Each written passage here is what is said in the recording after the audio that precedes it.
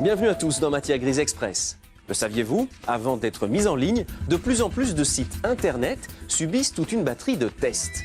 L'objectif? Les rendre les plus attrayants possibles, bien sûr, et donc les plus lisibles.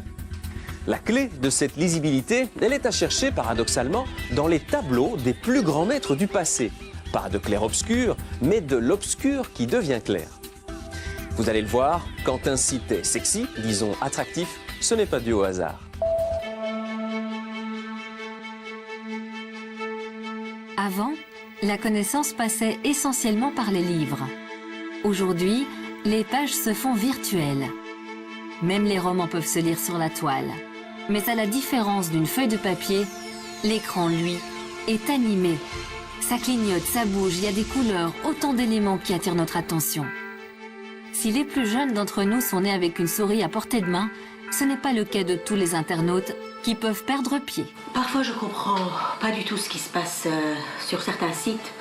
Il y a des informations qui ne sont pas claires. J'ai beau à chercher, je ne trouve pas. Je passe d'une page à l'autre à la fin, je n'arrive pas du tout à voir clair. L'information n'est pas précise. Pour les habitués de la toile et les professionnels, trop d'infos tue l'info. Par exemple, sur ces sites, différents aspects sont critiquables. Premièrement, la couleur et surtout l'absence de contraste. Ensuite, ce qu'on peut remarquer aussi, c'est qu'au niveau de la typographie, elle n'est pas très variée, c'est la même typographie partout, et toutes les lettres ont quasiment la même taille. Ce qui nous donne une page uniforme, où en fait rien n'est mis en évidence. Et des éléments comme le plan du site se retrouvent perdus là au-dessus et passent inaperçus. Alors on a un deuxième exemple, qui là est beaucoup plus contrasté, beaucoup plus coloré, mais là, ici, on est bombardé d'informations, des images partout, des onglets partout. Et en définitive, on ne sait pas vraiment où cliquer pour avoir l'information. Bref, ces deux sites sont deux parfaits exemples de sites qui poseraient problème pour des personnes qui n'ont pas l'habitude de surfer. Que se passe-t-il donc dans la tête d'un internaute qui découvre un site web ? Donc dans notre cerveau, nous avons des aires visuelles de compétences différentes pour la couleur, la forme et le mouvement. Si toutes ces aires sont stimulées en même temps, de façon équivalente, il ne pourra pas donner une priorité à l'une d'entre elles. Contrairement à la lentille d'un appareil photo, nous ne pouvons pas saisir en un seul regard une page entière. En tout cas, pas la lire dans sa totalité. Donc chaque mouvement oculaire nécessite environ 200 millisecondes. S'il n'y a pas dans la page un fil conducteur, le cerveau va s'égarer et la personne ne pourra pas distinguer ce qui est l'essentiel et l'accessoire. Il s'agit donc de proposer aux internautes le produit le mieux adapté au fonctionnement visuel du cerveau. Benoît Denebourg est développeur de site internet. C'est un webmaster. Mais ce n'est pas tout. Il crée et dessine aussi des meubles. A priori, aucun rapport. Et pourtant, si. Un site internet doit être esthétique et joli pour attirer les gens, mais doit être aussi fonctionnel, c'est-à-dire que les gens ne doivent pas chercher l'information pendant 3 heures pour pouvoir accéder à la page suivante. C'est la même chose avec le mobilier. Si une chaise est jolie et inconfortable, ça ne marche pas trop. Comme un canapé, un site internet doit donc être ergonomique. Mais c'est quoi au juste l'ergonomie d'un site? C'est en fait la manière d'aménager une page pour la rendre lisible et compréhensible. Un peu comme si on ajoutait des appuis-coudes et du rembourrage à un vieux fauteuil pour le rendre plus confortable. C'est avant tout une histoire de confort. Mark Van Remenant exerce une profession encore méconnue. Il est ergonome d'interface web. C'est-à-dire qu'il rend des pages internet faciles à utiliser. Sa source d'inspiration? Les techniques de composition des tableaux des grands maîtres de la Renaissance, comme ceux de Léonard de Vinci.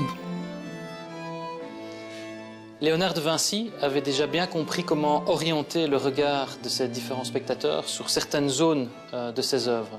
Donc, par exemple, dans la scène, Léonard de Vinci a divisé le tableau en différents axes, donc des axes verticaux, horizontaux, également des diagonales, et qui ne sont pas du tout le fruit du hasard, mais bien d'une réflexion mathématique qui permet en fait, à un moment donné, d'attirer le regard, dans un premier temps vers Jésus, et dans un deuxième temps vers Jean, qui se trouve en fait à sa droite.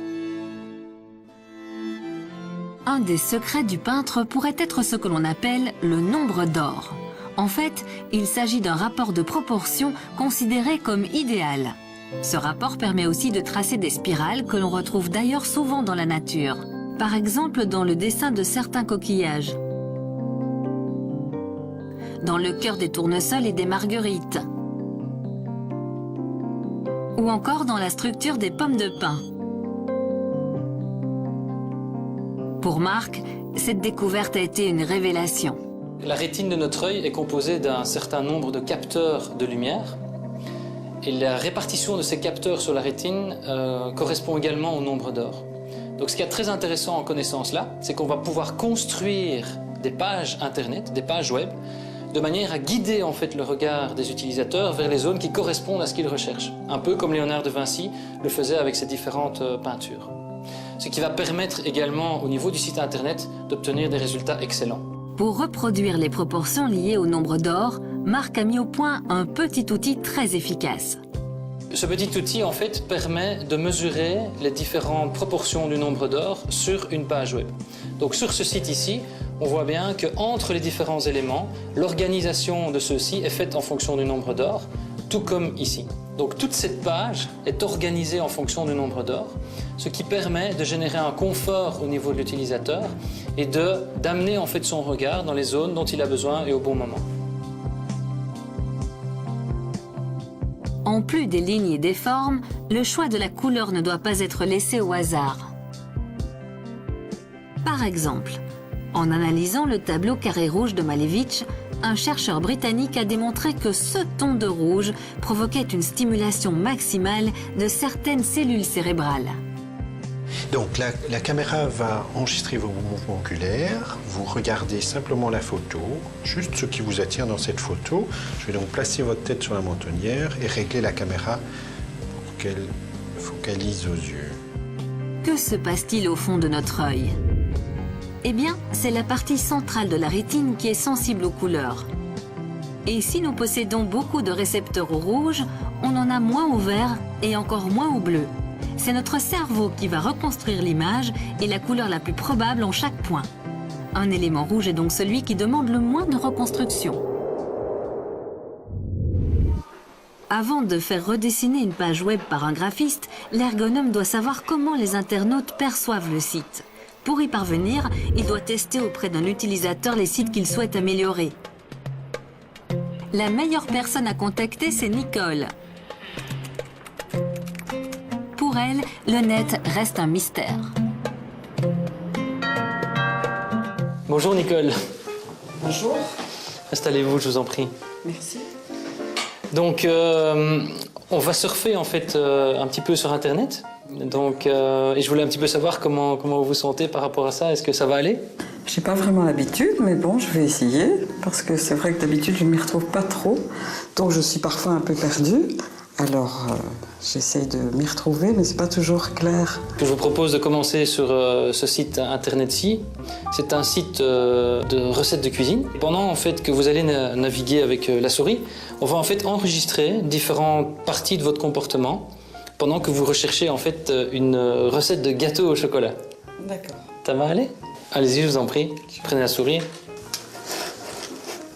Ouh. Je dois dire que je suis un peu perdue.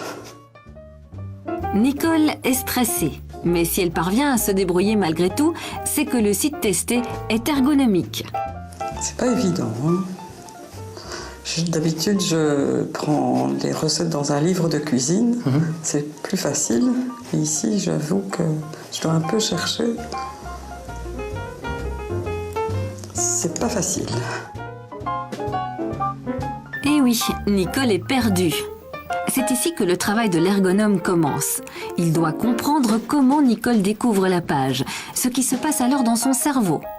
Lors de cette première phase, Marc va faire passer à Nicole le test de l'eye tracking. Cette technique permet de suivre les mouvements de l'œil grâce à une caméra invisible située, en l'occurrence, dans l'écran de l'ordinateur. Donc voilà, un des comportements que l'on va pouvoir analyser pendant que Nicole est occupée à surfer, c'est le diamètre de sa pupille. Donc le diamètre de la pupille va nous permettre en fait de voir si son cerveau travaille beaucoup ou pas. Donc si le diamètre augmente, ça va nous indiquer en fait que probablement Nicole ne comprend pas un des éléments. Donc dans ce cas-ci, on voit que la pupille de Nicole s'élargit, ce qui veut probablement dire que son cerveau travaille plus et peut-être que Nicole ne comprend pas en fait le terme qu'elle est occupée à regarder. Marc peut mesurer de manière très précise le comportement de Nicole en analysant comment l'œil et le curseur se promènent sur la page. Si Nicole déplace la souris sous l'endroit où elle s'est arrêtée, c'est qu'elle pense que cet endroit est pertinent. La technique de l'eye tracking n'est pas le seul moyen dont dispose l'ergonome. En effet, si Marc accroche cet étrange bijou à l'oreille de Nicole, c'est pour écouter les battements de son cœur. C'est la deuxième phase de test qui concerne les émotions. Donc le Heartbeat en fait est un système qui va enregistrer les pulsations cardiaques de Nicole.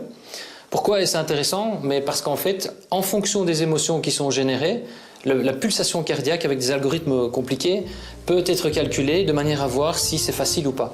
Donc par exemple ici on voit qu'il y a une pique, probablement que Nicole a dû avoir un peu plus difficile à cet endroit-là. Est-ce que vous pouvez peut-être m'expliquer ce que vous venez de ressentir? Oui, j'avoue que je ne m'attendais pas à recevoir autant d'informations en cliquant à cet endroit. Enfin vient la troisième phase, celle du test sémantique, c'est-à-dire le vocabulaire utilisé dans le site internet. Donc Nicole, je vois que vous utilisez, que vous avez déjà parcouru plusieurs fois le mot produit. À quoi est-ce que spontanément ça vous fait penser en fait ce mot? Par exemple, à denrées, nourriture, produits de vaisselle, enfants, ferme. En fait, certains mots doivent être évités car ils suscitent trop d'images mentales et brouillent les pistes pour les internautes. Par exemple, ici, on voit en fait que le mot produit sémantiquement est beaucoup trop large. Donc les termes évoqués par Nicole sont beaucoup trop différents. Donc par exemple, on pourrait le changer à vérifier par un terme plus adéquat comme ingrédient, par exemple. Ces différents tests permettent à Marc de redessiner la page web, de manière à ce qu'elle corresponde mieux aux besoins de Nicole et des autres internautes. Mais attention, l'ergonomie peut être une arme à double tranchant, car ces mêmes techniques peuvent aussi être utilisées dans le but de manipuler les internautes. Certaines marques n'hésitent pas à offrir de coquettes sommes aux détenteurs de sites internet pour y insérer leur publicité. Et bien sûr, il s'agira de la placer à un endroit stratégique. Un endroit que savent déterminer les ergonomes. David Haché est web développeur pour une grande agence de communication. En tant qu'agence de communication, nous faisons appel à l'ergonomie en vue d'inciter les internautes à adopter un certain type de comportement. Par exemple, le cas d'une société qui désire désengorger son call center, eh bien on va placer l'information relative à ce call center dans l'interface, dans un endroit qui sera peu consulté par le regard. L'ergonomie pure, ce n'est pas non plus satisfaisant. Je vous montre. Dans ce cas-ci, je rajoute un texte.